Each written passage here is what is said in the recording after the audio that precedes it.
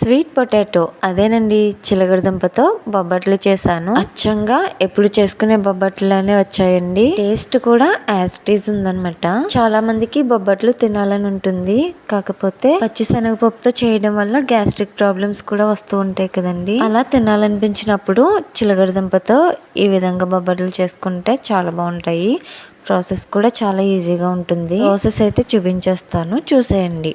ముందుగా 1/2 కిలో ఉండేలాగా చిలకడదుంపల్ని తీసుకున్నాను. వీటిని కుక్కర్లో వేసి ఒకసారి వాష్ చేసేసి ఇవి కొంచెం మునిగేలా గ్లాసు నీళ్లు వేసుకోవాలి. మూత పెట్టి 5 విజిల్స్ అయితే రానివ్వాలి. మెత్తగా ఉడికిపోవాలి. నెక్స్ట్ ప్రాసెస్ లోకి వెళ్తే బొబ్బట్ల కోసం మైదా గాని గోధుమ పిండి గాని తీసుకోవాలి. నేనైతే గోధుమ పిండి తీసుకున్నాను, హెల్త్ కి మంచిది కదా అని. దీనిలోకి రుచికి సరిపడినంత సాల్ట్, కొంచెం పంచదార కూడా వేసుకోవాలండి. కొంచెం కొంచెంగా నీళ్లు వేసుకుంటూ చపాతీ ముద్ద కన్నా కొంచెం సాఫ్ట్ గానే కలుపుకోవాలి. ఇలా కలుపుకున్న చపాతీ ముద్ద మీద కొంచెం ఆయిల్ అప్లై చేసుకుని మూత పెట్టి 10 నిమిషాల పాటు నాననివ్వాలి. ఇప్పుడు కుక్కర్ చల్లారిన తర్వాత మూత తీసి ఒక్కొక్కటిగా తీసుకుని పై తొక్కంతా తీసేసుకోవాలి.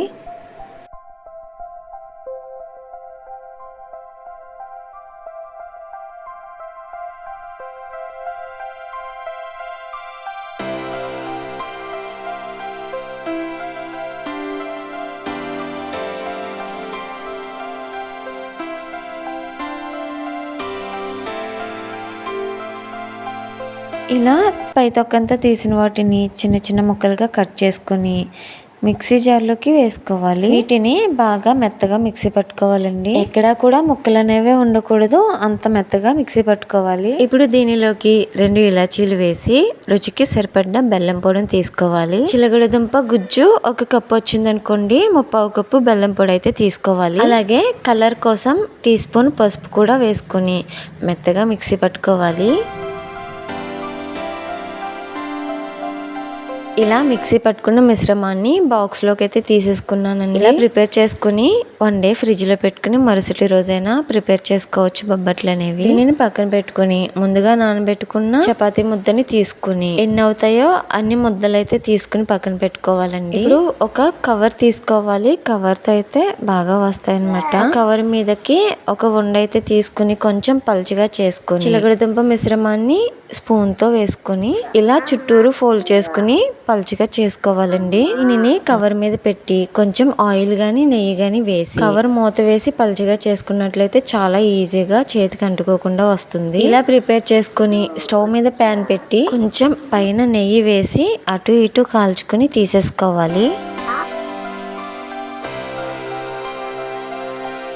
చూసారా, ఇలా బొబ్బట్లాగా వస్తాయి. ఇంకా ఈజీ ప్రాసెస్ లో చెప్పాలి అంటే ఒక గిన్నెలోకి కప్పుడు గోధుమ పిండి తీసుకుని రుచికి సరిపడినంత సాల్ట్, కొంచెం బేకింగ్ సోడా వేసి తగినన్ని నీళ్లు వేసి దోసల పిండిలాగా కలుపుకోవాలి. ఎక్కడా కూడా ఉండలు లేకుండా కలుపుకోవాలండి. ఇలా కలిపి పెట్టుకున్న దానిలోకి ముందుగా ప్రిపేర్ చేసి పెట్టుకున్న చిలకడదుంప మిశ్రమాన్ని వేసుకోవాలి.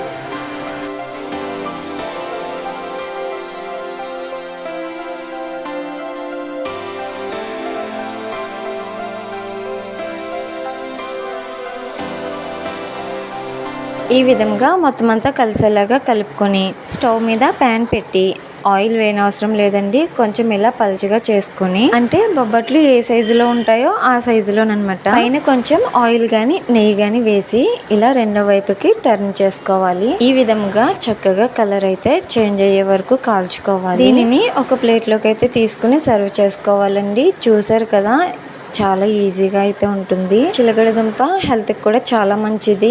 డైరెక్ట్గా కాకుండా ఒక్కొక్కసారి ఈ ప్రాసెస్లో చేసి చూడండి. చిలకడదుంపతో బొబ్బట్లు కానీ ఇలా అట్లు కానీ చాలా బాగున్నాయండి. చాలా సాఫ్ట్గా వచ్చాయి, టేస్ట్ కూడా చాలా బాగుంది. వీడియో నచ్చినట్లయితే లైక్ చేసి సబ్స్క్రైబ్ చేసుకుని మీ ఫ్రెండ్స్ అండ్ ఫ్యామిలీ మెంబర్స్కి షేర్ చేసి నా ఛానల్ని సపోర్ట్ చేసేయండి. అలాగే మరిన్ని మంచి మంచి వీడియోస్తో మళ్ళీ కలుద్దాం. Thanks for watching. బాయ్.